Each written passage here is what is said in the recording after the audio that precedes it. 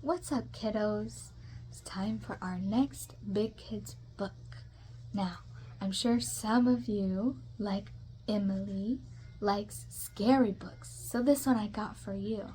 This one might be a little spooky. It's called Ghost Patrol, The Haunted House Next Door. Desmond Cole, Ghost Patrol, The Haunted House Next Door. Now this is book 1 of a series, so there's more books like this. If you go to your library, you might find them. Like I said, this one might be a spooky book, and we're going to read the first 4 chapters.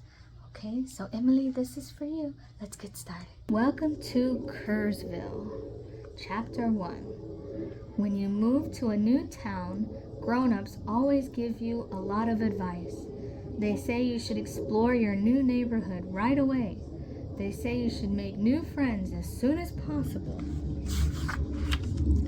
They never tell you what to do if your house is haunted. Good thing I live next door to the coolest, bravest kid in the world.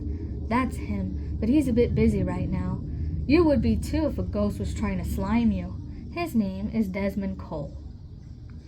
I'm Andres Mendoza, and I'm definitely not the coolest and bravest kid in the world. Do you see me? Oh, he's hiding behind the couch. Look behind our brand new sofa. That's my foot, and it's quivering with fear. Do you want to know why? Well, look up. Yep, that's a ghost.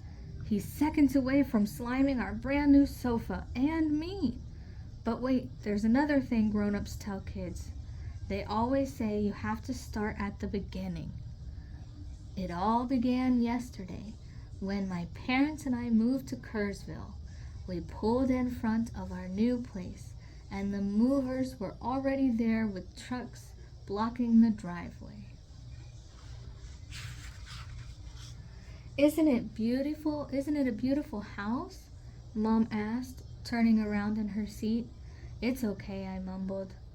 I know you're nervous about moving, mijo, she said, but there's nothing to worry about. Mom and Dad got out of the car, and I followed behind them slowly. That was when I heard something coming from next door. The garage door opened, and 2 boys came out. They shook hands, and one boy walked away. There's a boy your age, right next door, said Mom. See how lucky you are, Andre? Go and make friends. Mom made everything sound so easy. Go on, Dad said. Have some fun. All right, I mumbled. That was when the boy next door waved at me. Can you come over, he asked. I nodded and walked over. With his garage door open, I could see that it looked more like an office inside. There was an old desk, 2 chairs, and a bookcase full of thick books. On the desk, there was a flashlight, a video camera, walkie-talkies, and some weird gadgets with numbers on them. I started to get a little nervous. Hey, the boy said, smiling. I'm Desmond Cole. I'm Andres Mendoza. This is a great neighborhood, Desmond said. Well, except for... What is that, I asked, spotting some old-looking glasses hanging on the wall. Those are night vision goggles, he replied. Night vision goggles, I asked, but Desmond interrupted me. Andres, I have to warn you. Warn me? Now I was getting nervous. It's my mom, he said. She's making a welcome lasagna for your family. That sounds nice, I said. Desmond leaned close to me.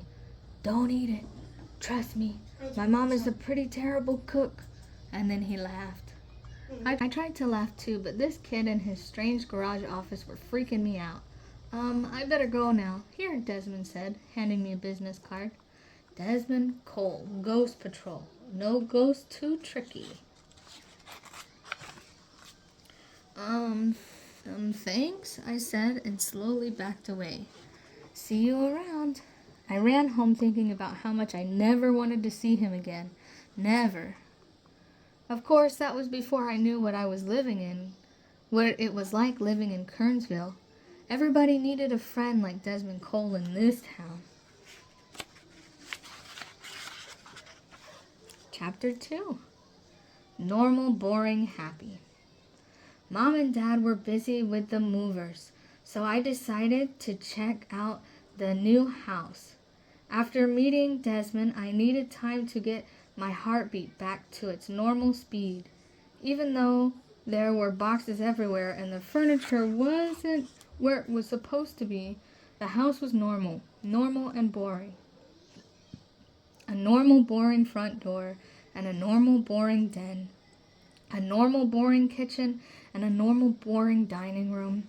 There were 4 normal, boring bedrooms and 2 normal, boring bathrooms. The front yard and the garage were, well, you get it. The thing is, I like normal, boring. I understand normal, boring. Maybe that's because I am normal, boring too.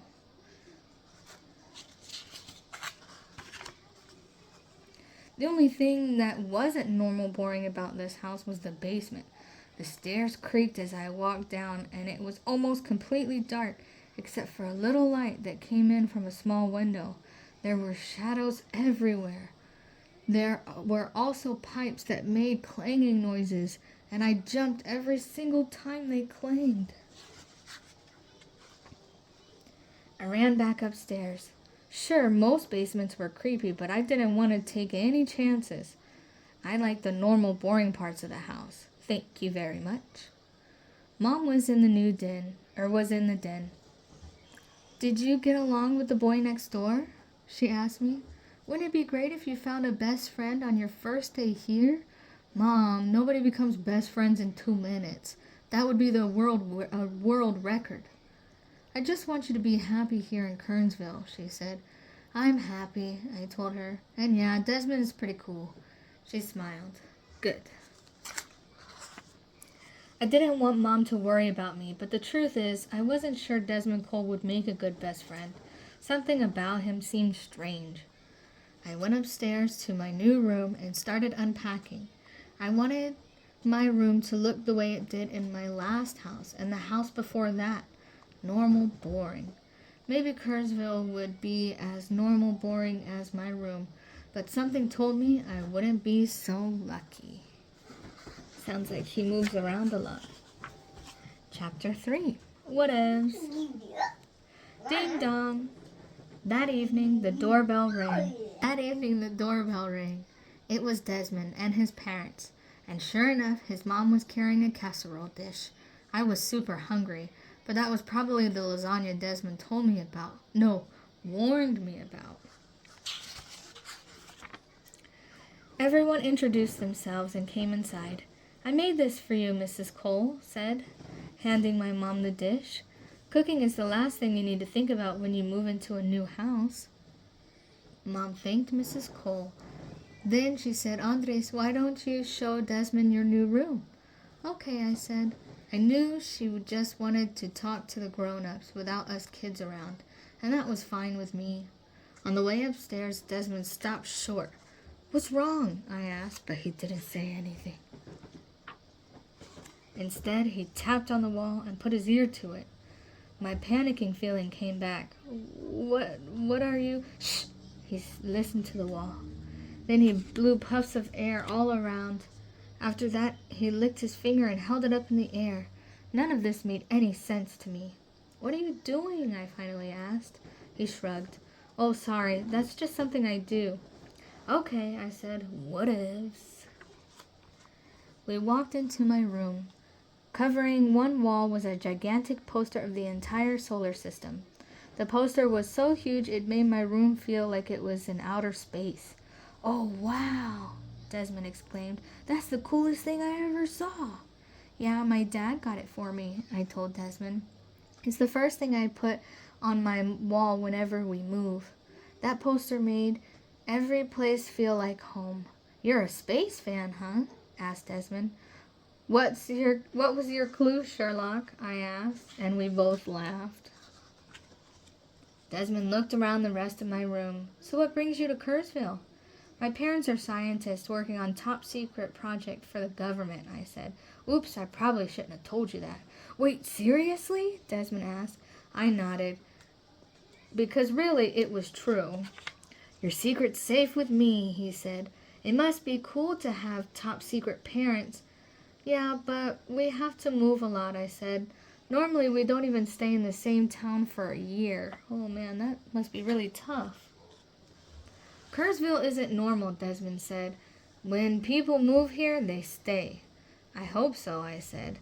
That's when Mom called from downstairs. Hey, Andres, Desmond's parents are leaving now. Before we left the room, Desmond tapped on the walls and blew out his breath, but this time he jumped back as if he saw something. Huh? Was all he said. Then Desmond licked his fingers and he held it in the air again. Oh, you still have my card I gave you, right? My heart beat hard. Why? Call me if you need me, okay? Need you? I asked. Desmond smiled. Yeah, like if you want me to show you around. We have a new comic book store and a bike park. With a bike like yours, I know you ride. Back downstairs, Desmond left with his parents. But before I could stop thinking about those weird things he had done, or what made him jump, most of all, I couldn't stop wondering why he thought I would need him. Chapter 4. A Hand in the Night. That night, we ordered pizza for dinner and had a picnic on the living room floor. Most of our plates were still in boxes, and we were too tired to find them. We'll save Mrs. Cole's lasagna for tomorrow, Mom said, and I secretly smiled. After dinner, I went to bed earlier than usual. As I walked into my bedroom, I tapped on the wall like Desmond had done. Nothing happened. I laughed to myself.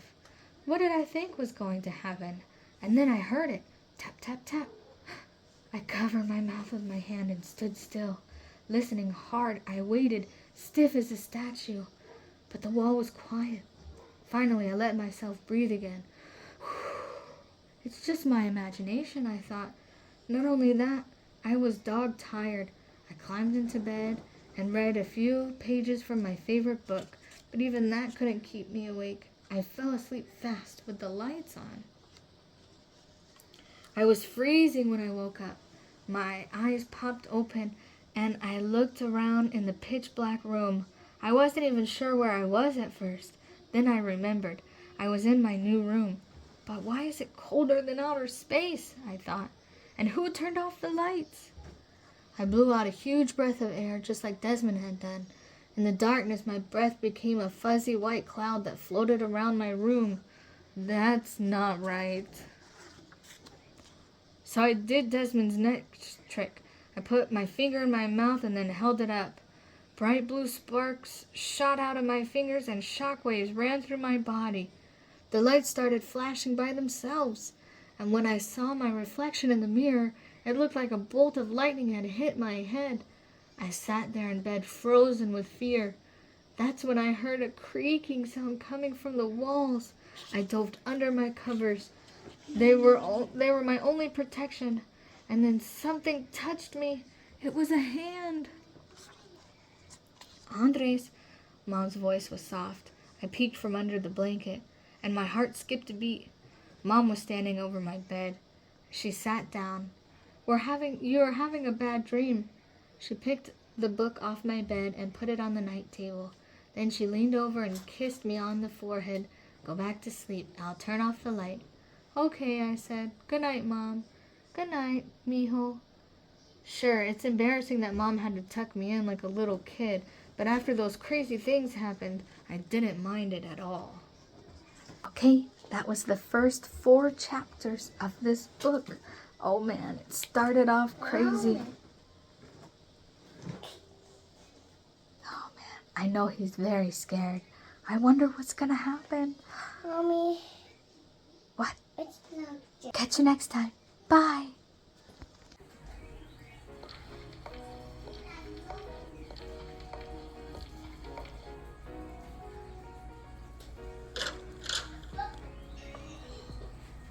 Five, 4, 3, 2, 1.